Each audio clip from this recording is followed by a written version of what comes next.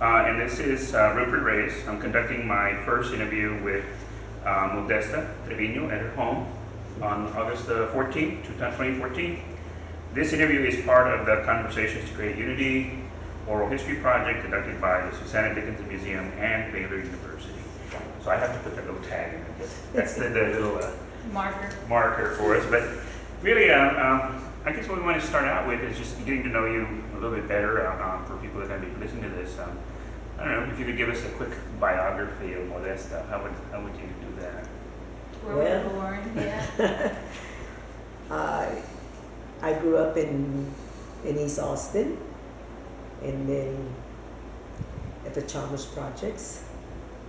As a matter of fact, I went to Somali school, and I used to tell my students, because I would always model for my kids I would always model with my parents how to interact with the kids. At a 30-minute conference, I said, I don't want you to just sit into the corner to read. I'm going to give you an example, so come, be prepared to come for a 30-minute conference. But I would tell my kids, I said, they would put you in line according to your height. And I was always at the end of the line. So that didn't make me feel good. It made me feel like inferior, So I was on the road to the past. I was in big fights, And here I am, a teacher of 27 years, and in those days they probably would have put you. No, but that was just me. I told them that I used to climb the roof in the Chalmers. And my brother would say, man, wait till your father comes. And then around the time of the day when I felt like my father was coming, I said I would pretend I'll go out there, and then finally I said, okay, I better check in. I get in the door, run up the stairs, and then when I got home, I said, I better get out. I remember it. But I know my parents, I didn't even know, I got to tell you this, that the Chalmers Projects, well, let me move on to Sabal. The principal there era Mexicano. And every Friday, we would have like películas. And he would he showed me how to run it. So I was the one in charge. And then he would have like snacks también. So that made me feel good, I guess he knew how to make people feel, and that was good. And then también, en la Comal, en la calle Comal, había como un centro. And I remember that I used to go there to take tap dancing. And guess who was the person in charge, el principal, Mr. Hernandez. He wasn't only the principal at our school, he would also be like one of the encargados ahí. I don't know what they call them in those days. And I remember in elementary when they took us to the, ¿cómo se llama? The one that used to be up on the other side of Palmer, the Coliseum. I remember we went to hear the orchestra there, whatever. And the Coliseum for my parents was a very popular place because my father loved to dance. And I remember that they would take me to sell cascarones around Easter time. My mother would make beautiful, beautiful cascarones, she paid them really beautiful. And I enjoyed doing that. Those are things I would tell my students. And then after that I went to Allen. And when I went to Allen, was it Allen? I think it was Allen, yeah. I joined the orchestra, okay? And I remember my brother was trying to encourage me to run for majorette. And I said, I don't know how to do that. But anyway, he managed to get somebody to teach me. Lo más que it wasn't longer than a week or so that girl that was teaching me had to leave. And so I went to one of the stores downtown that would sell the music, todo eso. And I managed to get something there to help me, and I made it. So I was kind of glad that I had a cousin, Janie Astran, who was a cheerleader. So kind of like you're done in our family. So there was another Latina too that was a majorette, and her father used to run like a little mercadito donde vendía frutas right there in La Calle Primera, right before you get to Pleasant Valley, but I forgot exactly. Gil, I think was his last name. Pero anyway, and then after that, I went to Johnston. Well, I want you to know that my father worked west of us, the IH-35. He worked like for a colonel, he worked for a professor, and I remember one time going with them to help him clean one of the houses, and I was like, oh my gosh, I felt like I was in another country. Because I never had been or seen that, you know. So sometimes I wonder, because when I looked at his Social Security, I said, God, did these people not pay hardly anything? You know, being that he used to be on that side. But at the same time, I want to go back to my grandparents, Los Andres Astranes. They were what, Estrades? Astranes, A-S-T-R-A-N, Astranes. And man, I would tell my students that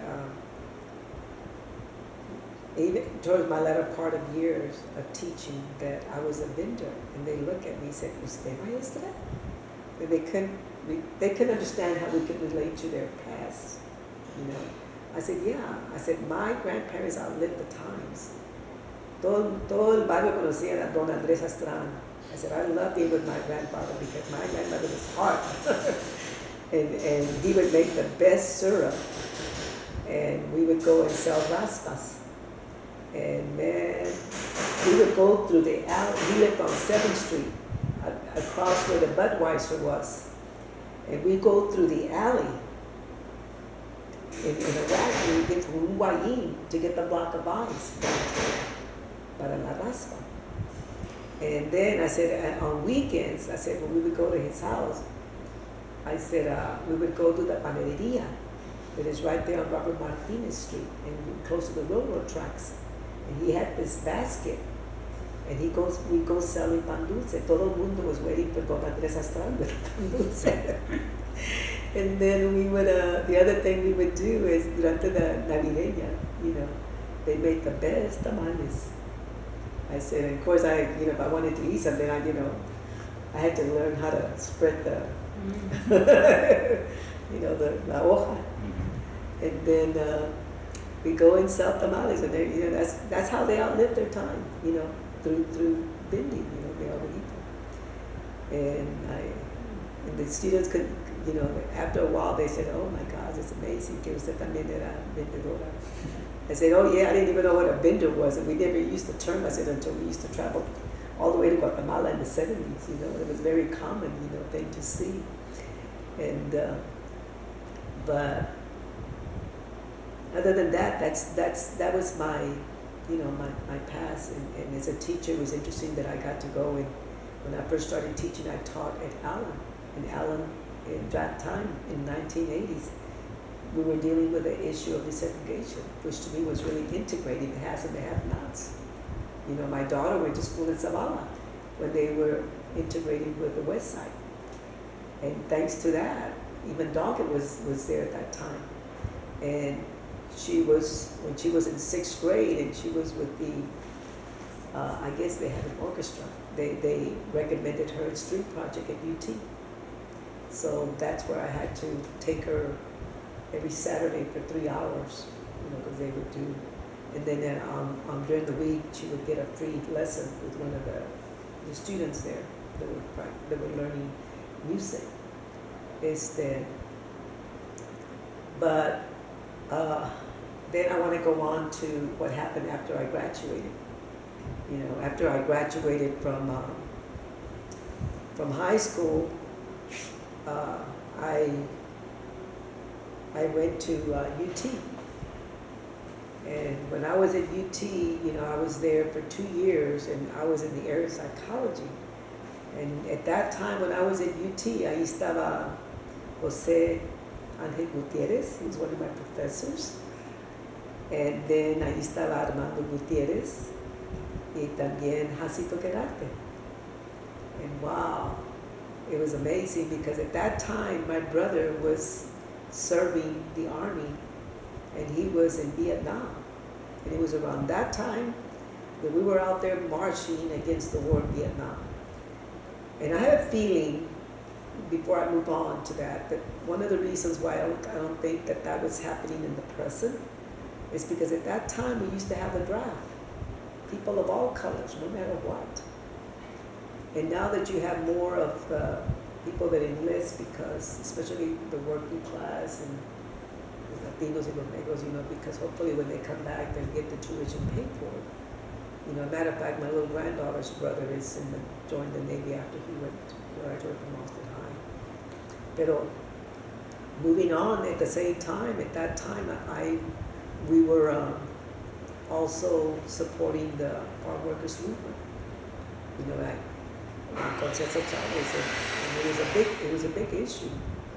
And I remember también we were doing the economic furniture strikers. As a matter of fact, I used to go to their demonstrations a lot. And I have a photo here where I took with one of the leaders of the group, and she was, I think it was in here. I'm sorry.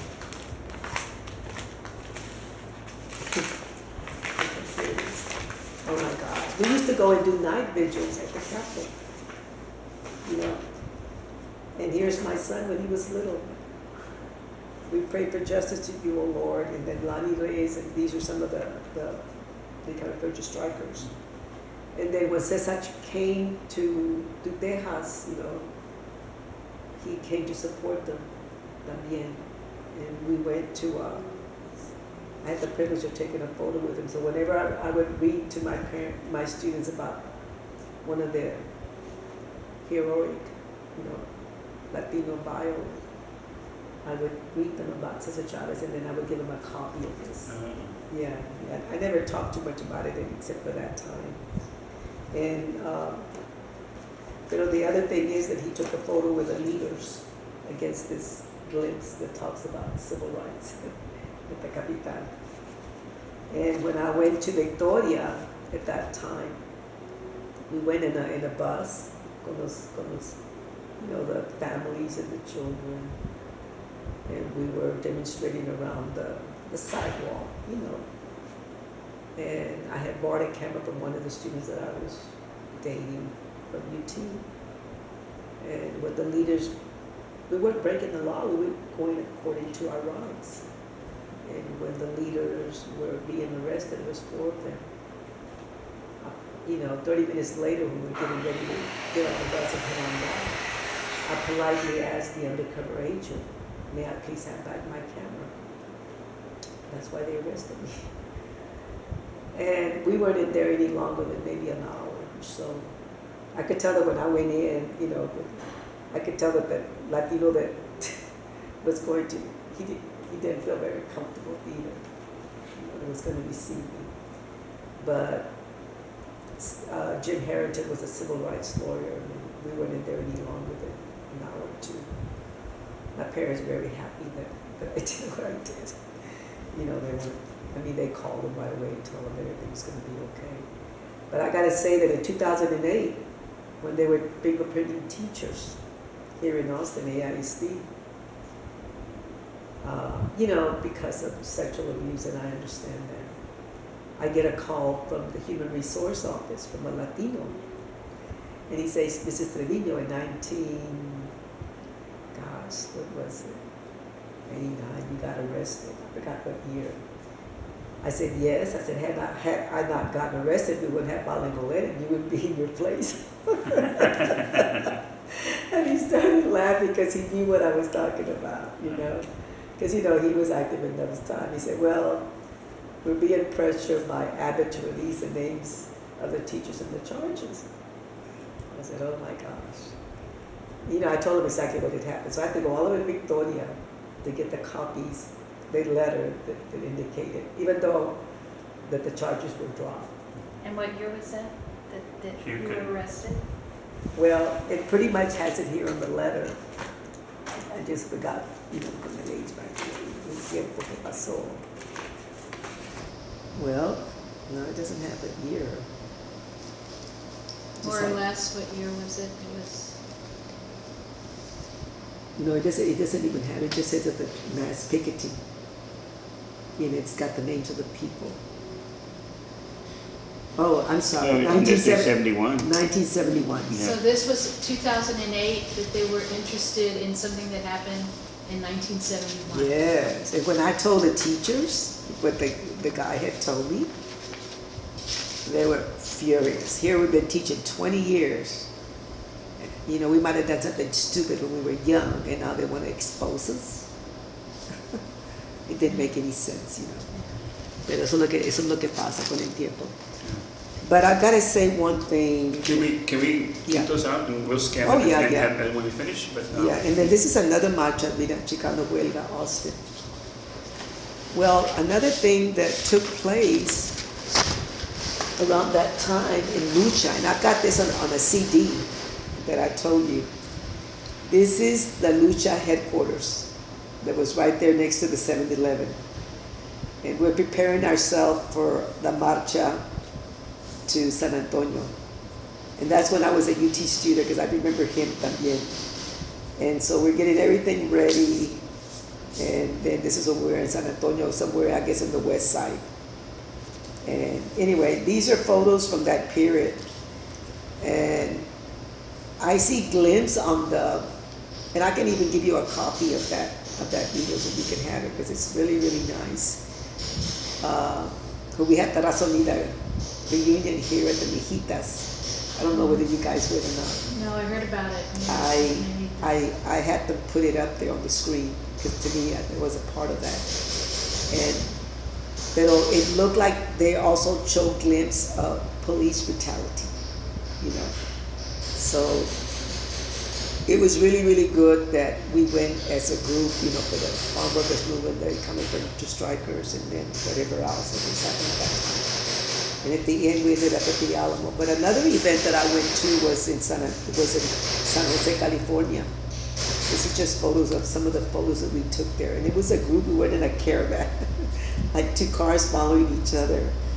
And to me, that was very awesome, because I think at that time, San Jose was very, very more active in terms of when you deal with the universities, I guess, in California. So was it a farm worker demonstration that you were headed to?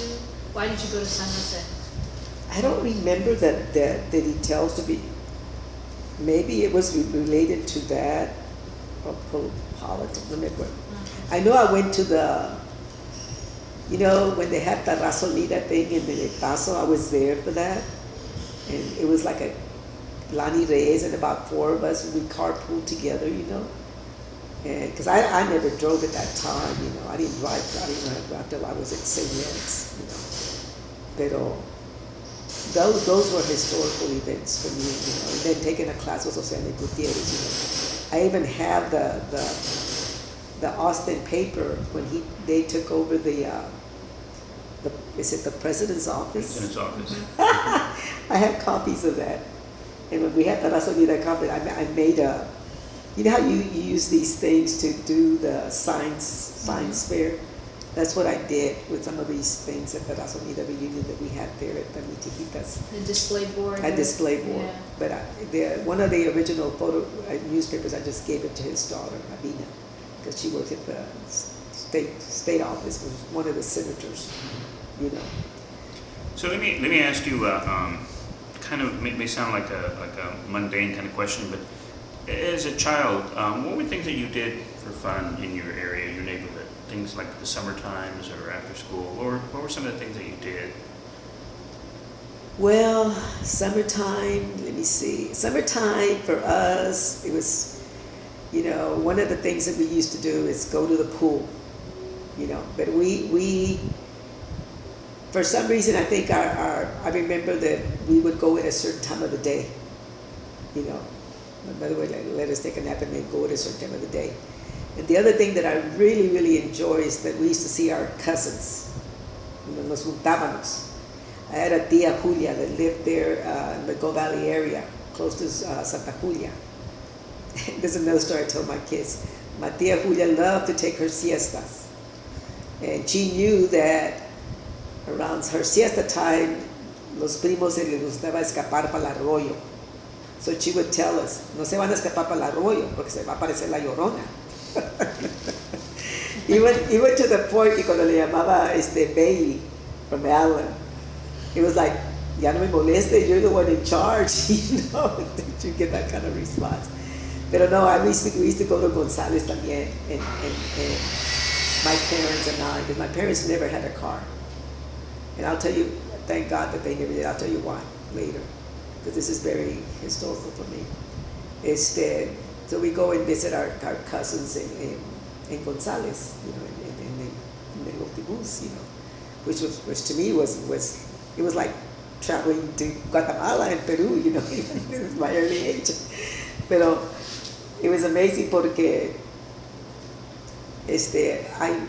my tía Toña, who was my father's brother, when my mother was at the tuberculosis center, who I know I had photos of that, you know, a group of women. And one of the things that I discovered when we used to have this plática with Melba Vasquez, you know, which is a psychologist, there was about 9 of this group of women after Marcia had this humongous event, which she brought in women from all 4 directions. And Maria Limon and I were saying, oh, your mother was there too? She said, yeah, but we tended to feel that our mothers were being used as scapegoats to try out whatever they were doing. And it's amazing that she said that, because in some of the photos that I had of my mom, there was, you know, Latinas, you know. Well, during that time when my mother was at the tuberculosis center, I found out through, I don't know if it was I think it was my grandmother's funeral, my mother's brother, who moved to California. I'm glad he told me this. He said, Modesta, I want you to know, because my father le gustaba la tetera. I'm telling you this. Todo el mundo sabía eso en mi barrio. I want you to know that, and I knew that my father had been in the hospital, the veteran hospital, because, you know, I have a photo of him, but it looks like he had surgery on his head. I said, I want you to know that your father was attacked by some soldiers. I think it was the soldiers, I'm almost sure. And, porque se vestía a lo muy sutsu, you know, very colorful. But my father nunca se portaba como un pachuco, nunca. Even my mother's outfits were just, she would even make all my dresses when I was an elementary kid. She'd make all my clothes, and everybody, the teachers were just fascinated with my clothes, my dresses. Pero quiero que sepas que he told me this. He said, Modesta, I remember, I knew that he had something had happened, but not the total picture. They took him to McNeil, and I think the way he described it, they twisted his legs and his arms. Gosh, it isn't a thing they raped, because he was in the need. So he told me what I found out was that this lady in a Model T, you know, my father was raised in hell. She found him. And so he lived. And then about 5 years ago, maybe more, when my daughter was living there in the Covali area, my tia Julia, who was the first wife of my tío Frank, who moved to California, was telling my daughter that at the time that my father, that event happened when my mother was at the tuberculosis center. Well, my mother knew that it was a matter of life and death. And she said, you've got to come and get me. I'm going to step out through the back door. And she did. I never knew that. She did. And she went to see me. And then I was asking my tia, well, what about her situation or condition? Oh, una curandera la curo. Which I totally believe, you know, that maybe that whole thing was just. And, but anyway, when I told Emilio, and when Emilio was here one time in Marta Cotera, and I was telling him about this event, he said, you know, Modesta, what you need to do, because he went online, he said, you need to get a library card from the UT, and you need to go and do an investigation and see if you can find an article, because it must have come out in the paper, you know. And I remember, I'll never forget that I went to an event at the McCollum, and it was like honoring veteranos, Latinos, and the event had like a performance of dancers and a, like a triato, and it was amazing. And I couldn't help but feel like, oh gosh, this is what it's about, because the suit style I heard that originated like in Argentina or something. I don't know if that's true or not, but it's I don't know. I mean, I know that Leonard Davila told me, when I told him about this, he said, you need to talk to my mom because she remembers that, she knows about that, those periods. I said, okay. About that specific incident? Or About the That suit period of time. here. So I might do that, But anyway, that's another thing there. Pero so when I was at UT, after 2 years I dropped out, and then I got a job with Head Start. And Head Start was a very good program because they had a curriculum for, for teaching fine motor skills, for teaching higher level thinking, and so we even had an aide. So after doing that for about 3 years, then that's when I decided I know what I want to do. I want to go back into school and get a BA in bilingual education. So I applied at St. Ed's, and when I applied at St. Ed's, they gave me a scholarship, and I did work study there también. So I was very pleased, and that's where I met Olga Mills, there. We were the two elders, after raising our kids, going back to school. Because, we used to live even in Gold Valley, Jose and I, when we first, moved together. And then, but no, after that, I used to go to I started out teaching at Allen, but then after 3 years, I said, I better, because we used to go to the board meetings también, because we used to be a part of ABE? Mm-hmm. Yeah, Bilingual Nifa Gonzalez education, was one of the presidents and all that. We used to go, and Mr. Leo used to go too. I said, you know what? I better ask for a transfer, because if I don't ask for a transfer to Sanchez or whatever, they'll send you wherever if they decide to close Allen. So I did. After that, I transferred to. And the other thing that I did, I got to tell you this. This is very important. When I started doing my student teaching at Sanchez, we had parents like Amado Peña, we had parents like Jose Flores, we had parents, there were other parents like, Raul and Alma were parents, we were parents. There were a lot of activists that were parents at Sanchez Elementary at that time. So when I was just even telling to put Is that like the 1980s or? The Sanchez opened in 1976, or which? Yeah. Yes. Yeah. Sanchez opened in went from. I got my college degree to- in 81, so it was in in the 80s. 80s. Yeah. Okay. Yeah. In the early 80s. Well, when I did my student teaching with Betty Castro there, Ah, no big- I asked Jose Flores, will you teach my students, because he was doing the concertos at that time, La Danza. And one thing that he said, yes, I will. But, the maestro had certain, his higher-ups had certain. He said, but on weekends we have to go to the Guadalupe church and dance out there on weekends. He said, I don't think the parents will have issues with that.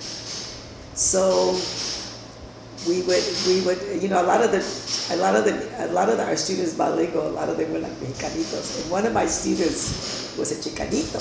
It was Mata Cotera's son, Juan. And man, I remember that Juan Cotera would go and drop him off some water, And Juanito had this little, what do you call it?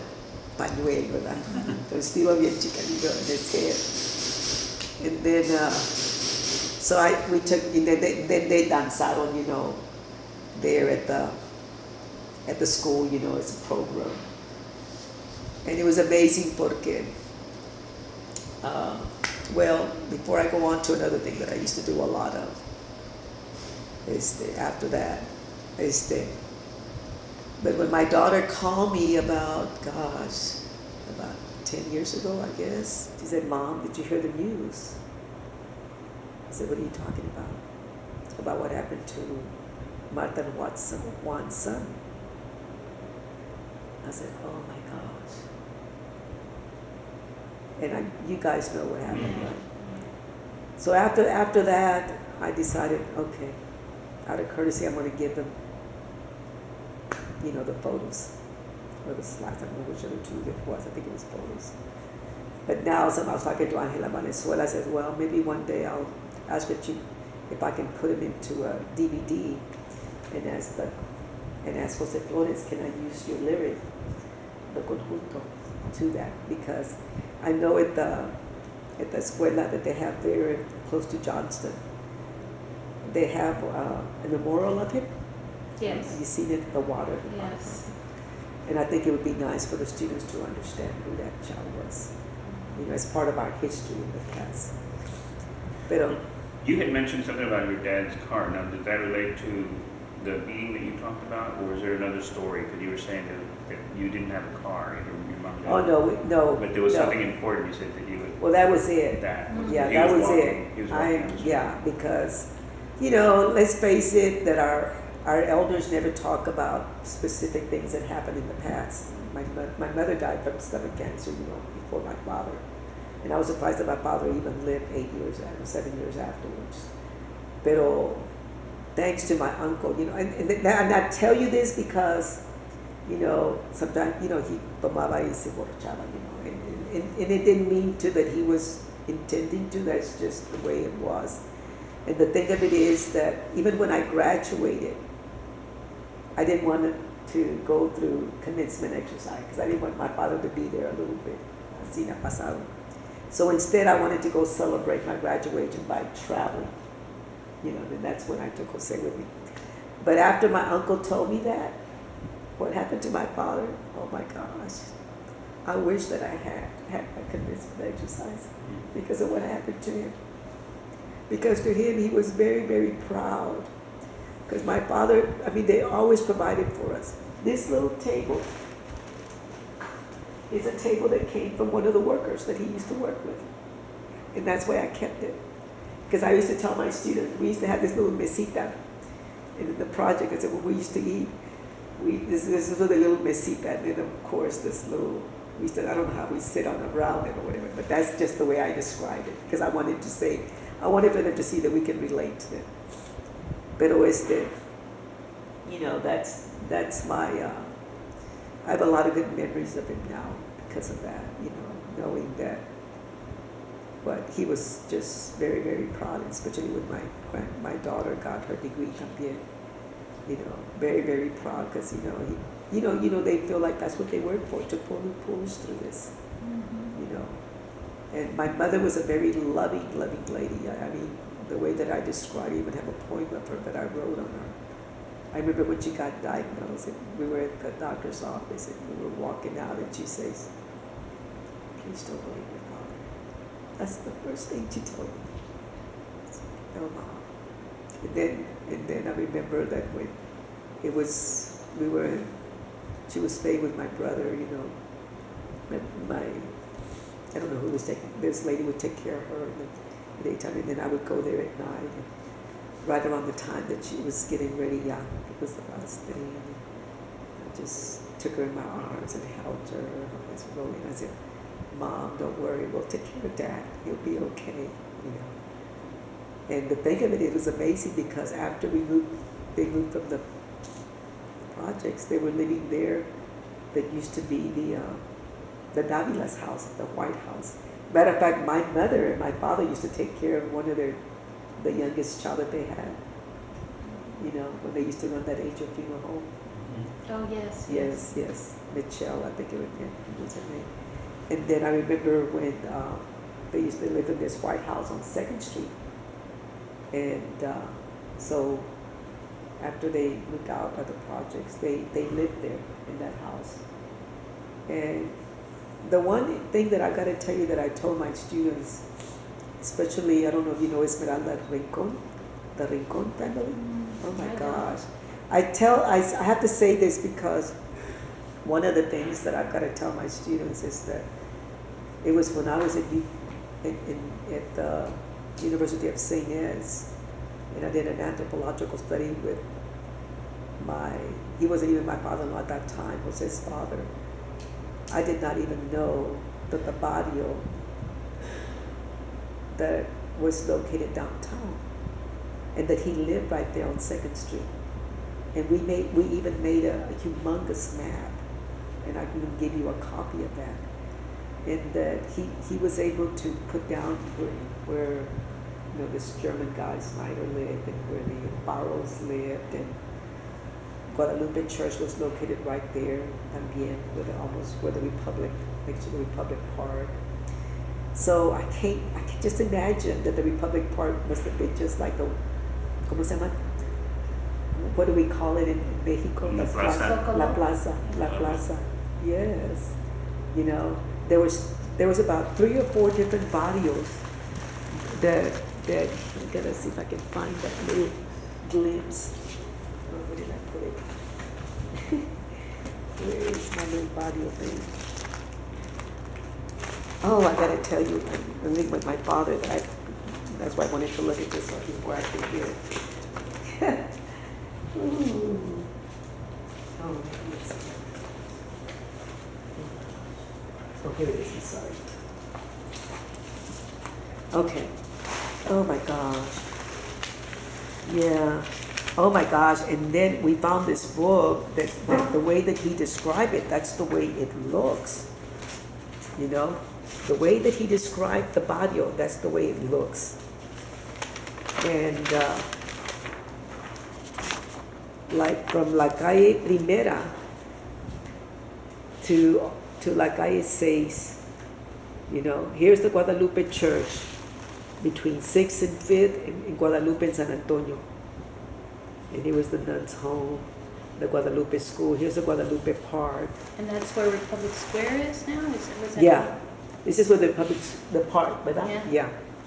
And then the chili factory, and I had uncles that used to work there. I remember they used to go to the chili factory. The Tom Miller's Poultry. And here's another barrio. And this is where Mr. Treviño lived, right here. And then, that Segovia? Mm-hmm. Where there used to be the tortillera downtown. Of course, we have a tortillera right there on La Calle Tercera, in East Austin, the Comal. And the Faros live here. The tortilla factory. Oh, here's the Segovia, I'm sorry, the Snyder. And here's the West Avenue School. And here's the Chicano neighborhood.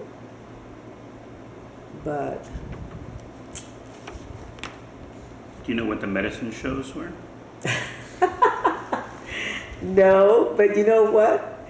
He told me that they used to have some, what do you call that when you dance? Is it how long you could dance? Is it where the children's museum used to be? Yeah. He said that that's where it was.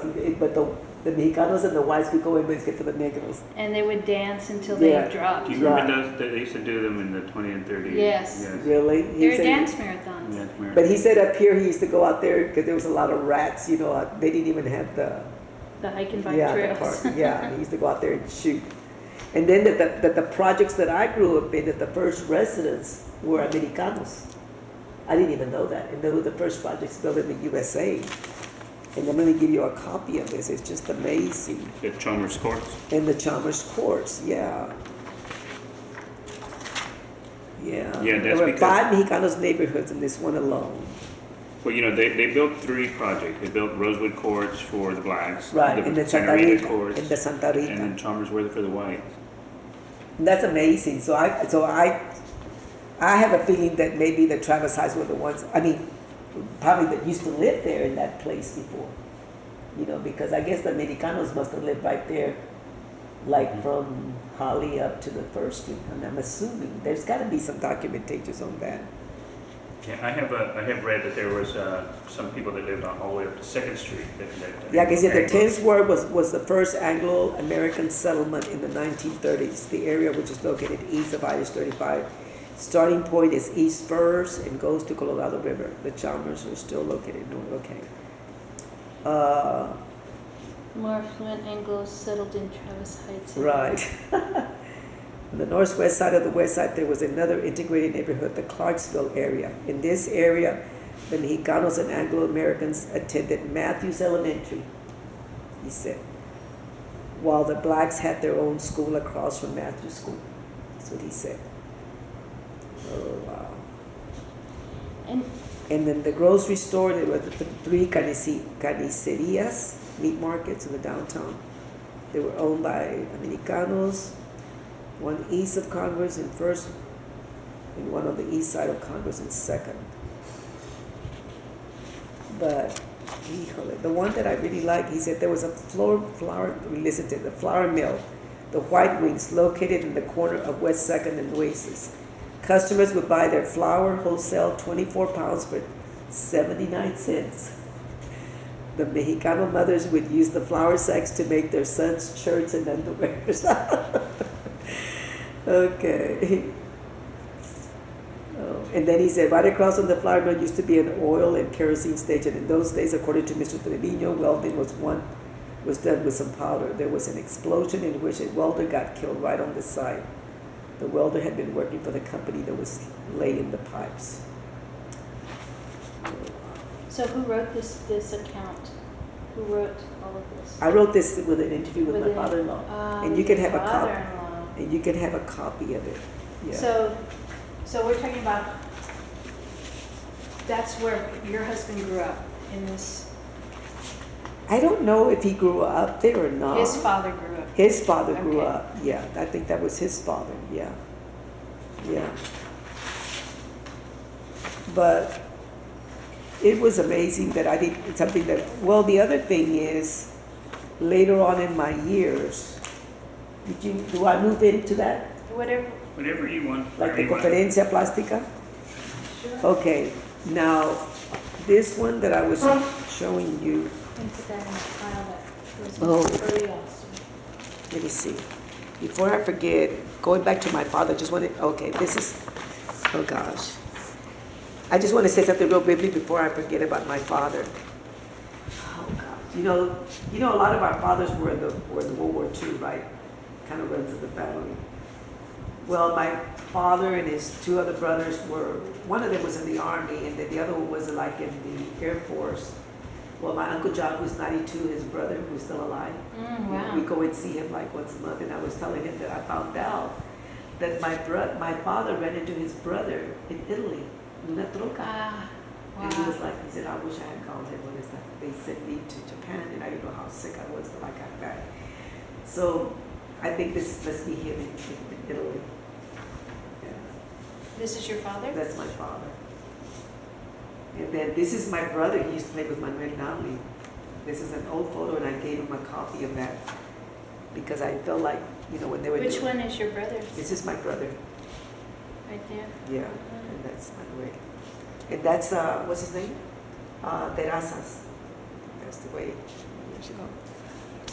But, I'm sorry. Well, I want to talk to you more about the things that I did after that. In the Since we're talking 70s? about intercambios, Yeah. sin fronteras. Well, I think there's more people that could talk more about the barrio that was before we had the lucha.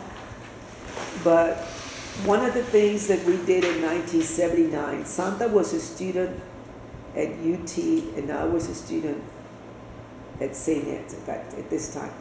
But going back to how I met Jose, I met Santa at UT. When we were both taking classes with Jacinto Karate. And, but in 1979, we started a women's group called Mujeres Artistas del Suroeste. Carmen Lomas Gaza was a member of that, Santa Barraza, Nora Dotson, Carolina Flores, Carmen Rodriguez. And one of the reasons we started that group, and I didn't even know this until I read into this brochure called Feminista, Encuentro Feminista, and it was Raquel Elizondo, David Cavazos' wife. And she was saying, yeah, we started that group, Modesta, because back in those days, when we went to this women's group, we weren't being acknowledged enough. So that's how we started it. I said, oh my gosh, it's amazing because in that little catalog, if I can find it later on, está Carmen Tapoya, está Inés Tobar, that's okay. Well, when we had this group, I think we even had like a second floor in the downtown on 6th Street. in one of the buildings. Must have been evacuated. And we used to meet there, you know, because we needed to have a separate, you know, area where we could at least meet, you know.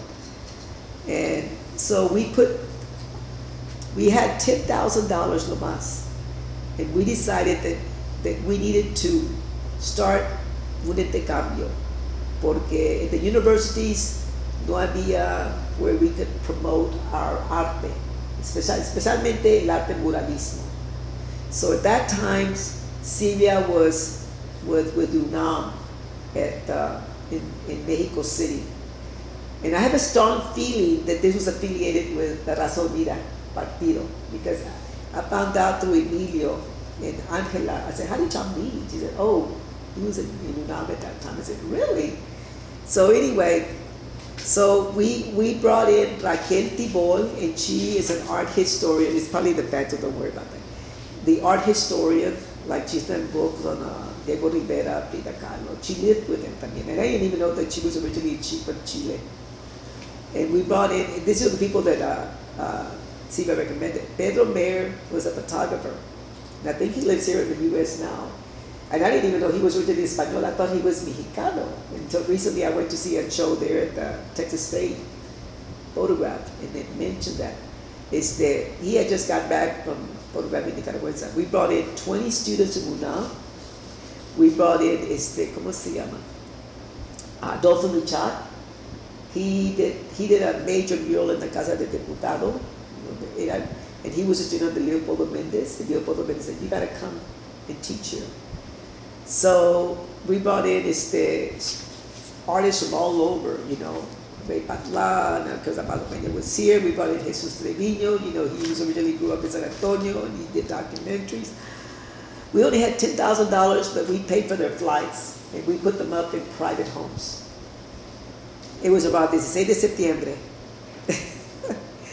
We had a triato at the Pan American Recreation Center. I don't know, weren't you here at that time?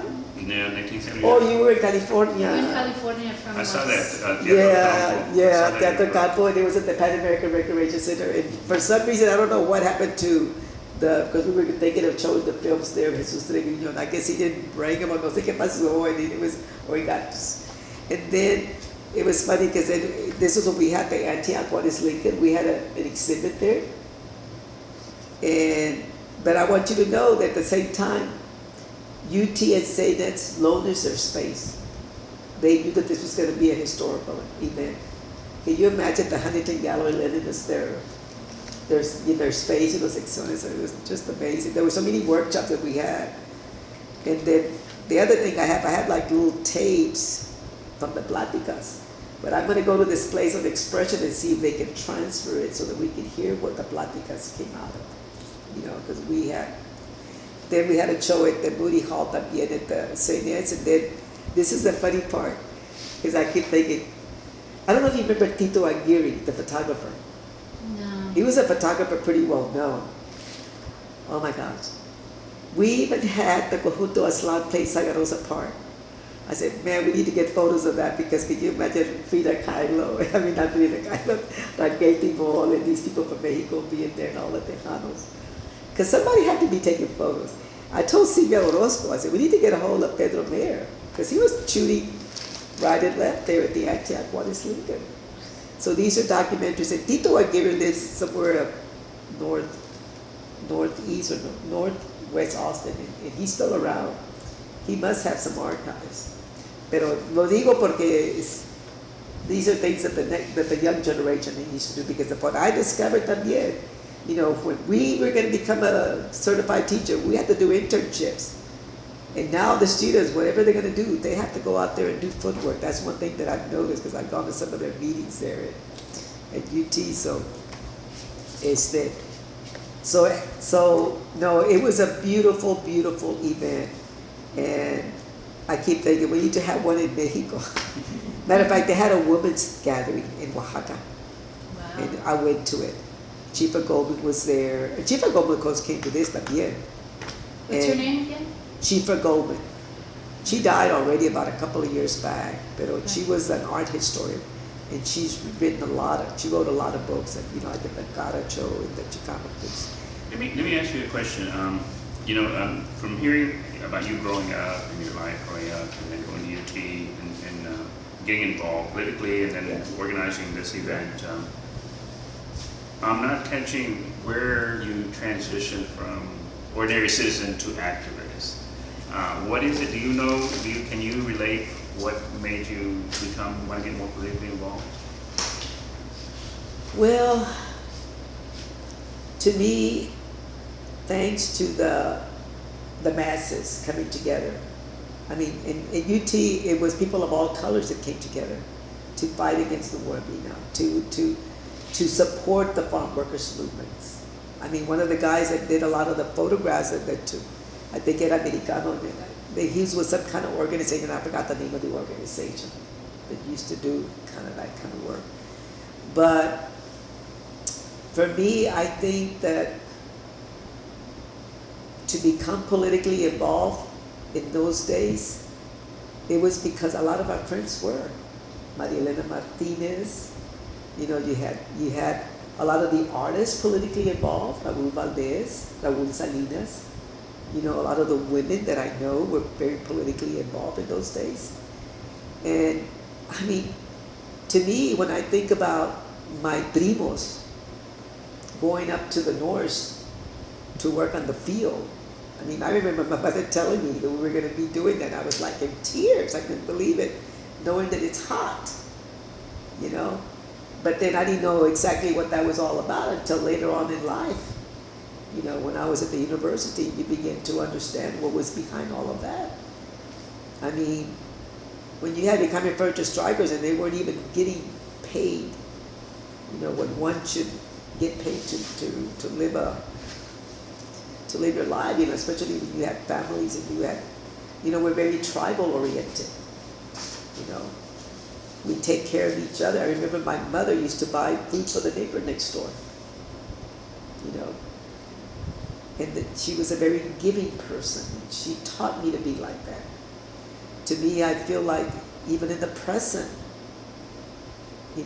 I just speak out on behalf of what I call the women's workforce, which is teaching. I went and sat in with that idea that was going to come in. And I went and sat in with the bilingual parents. Because when I went online and I see the students and I see this, and I could think, I couldn't feel like any of them were bilingual because of the way they spoke. You can usually tell. Well, the first thing that the parents asked the presenter, are you going to hire bilingual teachers? Oh yeah, but we start ESL at the pre-K level. That to me meant totally emergent. Well, it turns out that when they started asking, because they were going to take second and sixth grade, second and fourth, what about our pre-K kids? And the little presenter said, what are you talking about? They didn't know that they had to include them. And I thought to myself, oh my gosh, they don't even get the total picture of what it's supposed to be looking like. And I couldn't help but feel where the administrators or where the school board members, where they don't question. Well, it turns out that they were going to extend the day one more hour. And that's when the parent asked, well, what about our pre-K? They usually get off at 2 o'clock. And that's when they said, oh, they can stay here and wait till the other ones get off. I couldn't help. The only question that I asked, well, what about these kids who are used to having their older brother and sister travel with them on the school bus? Because when they get home, who's going to be there for them? Well, the presenter could not respond to that. She asked the transportation administrator to come. And I don't know what he said, but then I thought to myself, like if you walk them to the bus, and I said, well, the teachers walk them to the bus, so I know what you're talking about. Well, it turns out that later on, and I don't even think that the school board members knew this, or not even the administrators. It turns out that they were going to do with PE, art, and music. And I said, where are our working class kids going to take PE, art, and music? Didn't sound right. So I couldn't help but feel that this was just a money-making market. Because in the Chronicle, it turns out that they got rid of all the library books. That did not make any sense to me. So I thought to myself, well, they're probably bringing their own workers up here, because what I found out from the teachers were that if they wanted to, get hired from them, that they had to go to the valley to apply. It didn't make any sense. So when I tell, people that are pretty educated about this, they're just like, what? I said, there's a lot of things we don't know, because things happen behind our back, So that's one thing that was one reason that thanks to that period, that lucha continues, because let's face it, as grandparents, what do we want for our kids? My little granddaughter, mother, is a teacher in Del Valle. She even told me that sometimes now, because of because of the budget and what have you, that they even have to do like janitorial work. Like they're in some other county, she told me, and it's in one of the scripts that I'll give you a copy of that, letters that I sent out. Wow. But at the same time, she gets a letter from Harmony. And I thought to myself, I found out when I was at a demonstration at the Capitol, they wanted to interview me. I found out from one of the producers that Harmony is run by a Middle Eastern company. But then they also pull out the cream of the crop. I mean, she's got nothing but, high grades. And then they want to blame teachers not doing their work. Well, where's the models? Especially that Leave No Child Behind, of course, is a test-taking market. I found out that in Florida, there was this board member that said, I want to get a glimpse of what this is what this is all about. He had a BA, 2 BAs, a master, 15 hours into a PhD. He took a math test, 60 questions. He only got 10 right. I said, let's go test legislators. Yeah. So let me ask you this question. You grew up in Austin and went through their public school systems and ended up at UT, and now you're a very active, successful teacher. How do you envision somebody growing up in Austin now, Latino? How do you see them progressing through the same environment, or how do you see them progressing through the environment that is now Austin? Well, Austin to me is very international. I mean, you got so many events, and there's so much out there. You just have to get a glimpse of it. I mean, I'm volunteered at the summer camps at LifeWorks at Alma de Mujer. I mean, Alma de Mujer, to me, thanks to Marsha and Jenny Ivan, who donated the space, it's still present, and a lot of the kids that come there, it's almost like being at a reservation.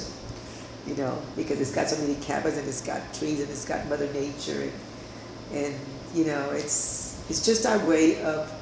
Before, it's amazing because a lot of the students, when we first started teaching, maybe you got a glimpse of that, were Mexicanos, but then later on you have to ask them, ¿de dónde eres? We had Salvadoreños, we had Nicaragüenses, we had Guatemaltecos, and I mean, I did todo ahora, So that to me is why we have to integrate. And that to me is very, very important, because one of the things that I managed to do, I don't know if I told you that I did a razacicho at the University of Texas, because I was at La Peña and it was a spring break, and Cynthia said, Modesta, they want us to put a show together at UT. The Maya students, I don't know what they call them now. I said, really? And I was just playing with, was it, you want to put one together? She said, yeah, why don't you? Let me think about it. Well, it was the first show that I curated. I had the top-notch Chicano Tejano artists. Cesar Martinez, Amado Peña. We used the script of Daniel. I think I put the portfolio somewhere else. And this was a Razacicho. And the one thing that I want you to understand is that these are the artists, and this is what I put. On one level, this exhibit of representational art is simply a retrospective of artistic spectrum For some of us, it will be a reflection of our own identity, of our own hidden past, la cultura indígena, our recent history, el movimiento, and our present condition, la vida. For others, it may be an opportunity to meditate on images that have helped lay the foundation for political consciousness. What you see before you represents a massive expression of solidarity and self-awareness, timeless y sin fronteras. It includes memories of the marchas y huelgas de protesta, the slogans always beginning with raza sí. It is with this spirit of affirmation that our raza discovers its destiny and fights against the oppression of our people from Aztlán to Chile. We hope that this exhibit will in some measure encourage and inspire all those who struggle for the growth and liberation of all people. And at that time, it was, well, I gotta tell you before I move on. This is the Chronicle, the Daily Texan gave us a 2-page coverage. This is the front, oh gosh, it's gotta be here somewhere, the other piece, no sé dónde está. Anyway, it gave us a 2-page coverage, and you'll see it right here. And they had eso, when we were putting up the posters, and the posters, I've got the posters somewhere, are humongous. Daniel Traverso's wife worked at the president's office and gave us $500 to make the posters to advertisements. And as they were being put up, the students left us and they were taking them down because they wanted it. But I had some copies of it. And at that time, I think they wanted to, I dedicated it to the Las Mujeres bilingual, because I think legislation, you know, just for the bilingual education, but I don't know if they were pushing for totally emergent, no sé qué. But anyway, it was funny because they were, you know, it was at the time that they were having a gala fundraiser at UT, and you know, they do it there at the Union. Oh, yeah. The president wanted that gallery to be open that night. And people would come and they say, where is this work from? De donde es, pues aquí, de aquí somos, you know. Right.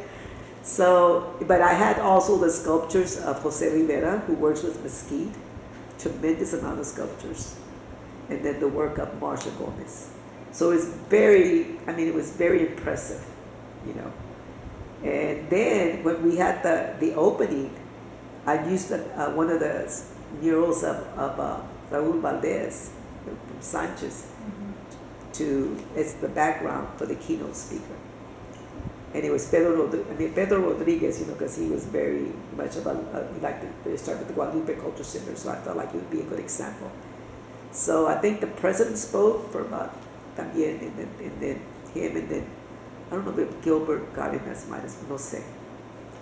Anyway, so it was a very good exhibit, so I was very, that was my first time, so I said, okay, I can do another one. You know, I did a Guadalupana exhibit, and it got a coverage. Oh, Lo Mejor de Lo Nuestro también, and it got coverage, and that was at the Daughtry Culture Center.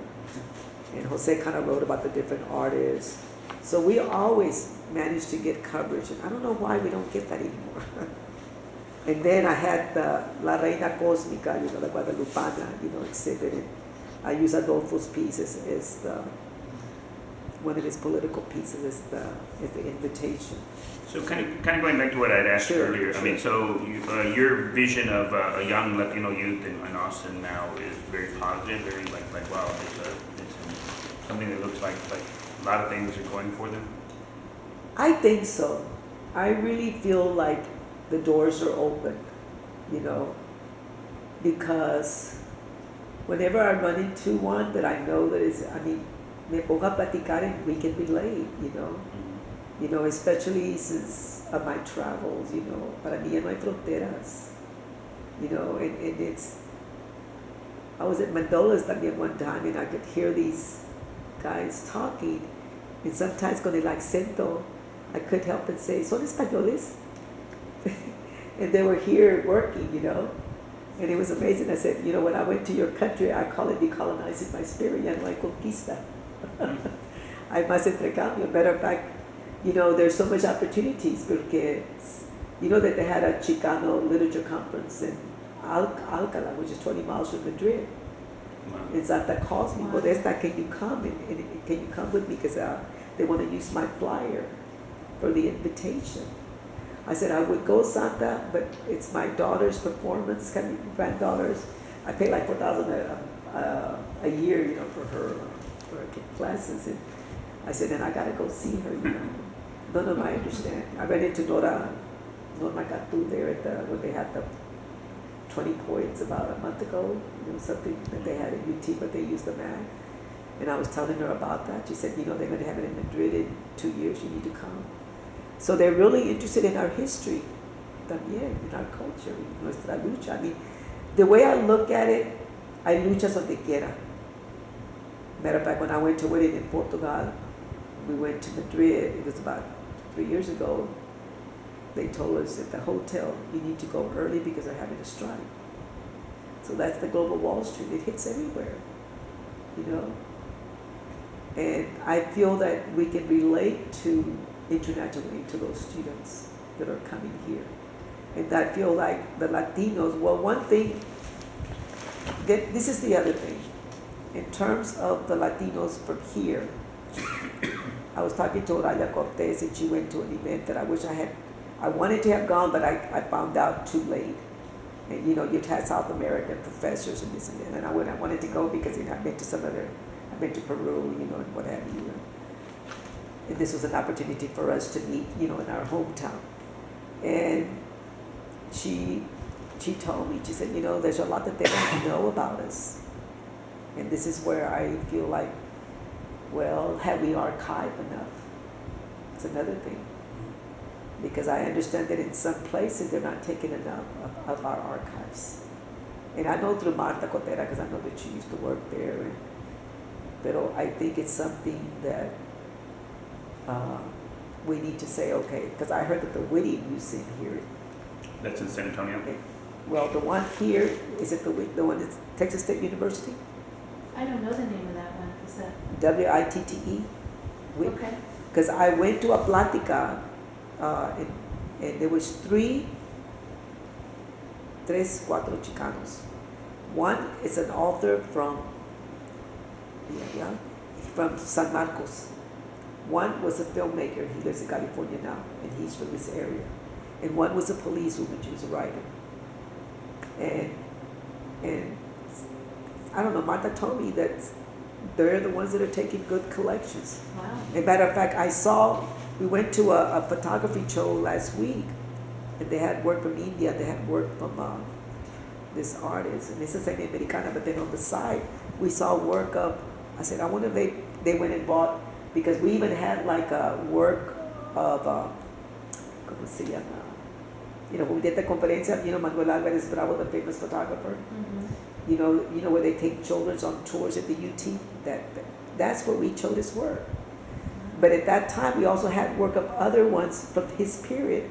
And it was when Raul had his studio there on 6th Street. Mm-hmm. And I couldn't help but feel that these people buy that collection from that period because they had some of the artwork. That was there. Yeah, that was there. So Well, I feel like they can do a lot. Right. There's a At good the time. future. I'm going to try to sum it up. Is there anything that you feel that would be important to tell people about I don't know, what is your feeling about Austin? Do you feel like Austin is segregated? Do you feel like, you were saying it's an international city, which I think when people say international cities, I think of like San Francisco and Houston and New York.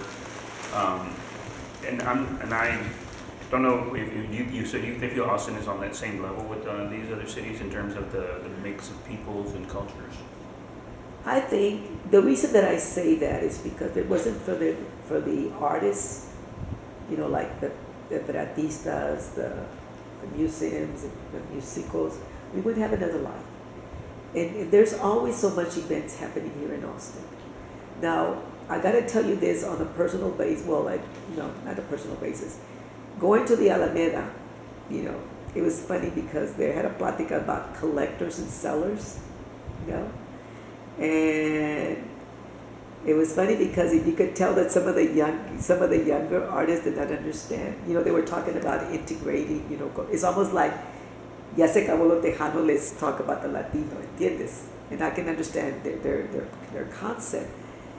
And and then that's when it was towards the end of the plática, that's when I talked a little bit about the history, you know, we had this, and I couldn't help it and tell the younger generation who was behind me, I said, you know, it is your time to continue that, you know, when I told them that legacy that we started, you know, that's why this museum is here, the Alameda, just like that's why the Mexican Cultural Center is there. The only thing I don't want to happen, because I've heard from, I don't know, is it there at the Congress, is, you know, you don't divide one against the other, the Mexicano against the Tejano, by giving one the side and not the other, or vice versa, Right. because that's been acknowledged, you know, and it's not good. I said when I put this show with 3 from Mexico, 3 from here, 3 women, it traveled to 5 cities, you know.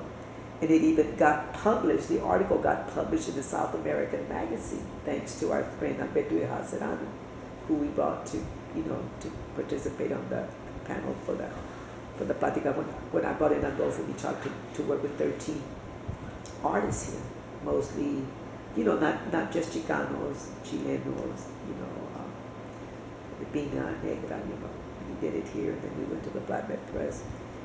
But I think that once it's really like you say, it's up to us to not be as critical, but also be positive, you know, and to support, you know, that generation. Because one thing, and I gotta tell you on a personal basis, that one time we were with this group of mujeres, you know, with Nelba Vasquez, and something came up with one of the girls discovered that she had a sister, you know, and then anyway, it turns out that my daughter one time told me, Mom, you know, because we're talking about integrating, she said, when it comes to classical music, who's into it more so? You know, and I knew what she was talking about, you know. Don't expect me just to be with a Latino versus, you know, a Dominicano, you know, because her first boyfriend, one of her first boyfriends was from Madrid, you know, but then he teaches at Washington now, Americano, you know, plays with the orchestra. I said, no, I understand, you know, because we're integrated in the family. And it doesn't mean that you don't learn how to make tamales, you don't know how to roll tortillas, you know what I'm saying? It's a give and take. But I think that's, I think there's a lot there for our students, you know.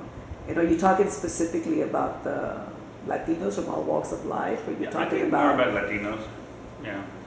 People of all colors? Well, you know, I think International City would offer to everyone. Because I remember when we started the LUCHAs and we were going to vote for mayors, we integrated. We decided we're going to vote for this flag, for not the mayor, for the, what do you call it, city council. We integrated. We knew who was the black person, the white person, and the Chicano. And we would put like little tin cans on the back of our cars and go out there to let the people know, ya es tiempo, let's go out, you know, do your thing, you know. And that's what needs to happen. Because I think our young generation is pretty integrated. Because, I mean, you have to be when you go to university. I know it was different when we were there, you know. No había bastante, you know what I'm saying? You felt like, who were you going to blend in? Used to meet at the cafe, you know, donde nos juntábamos, you know. But now it's The different. chuck wagon. The chuck wagon, yeah. But now it's different. Have any questions? No, I think we could probably talk for a long time. Yes, you can. You have such a rich life with so many stories. Yeah, Stories. yeah.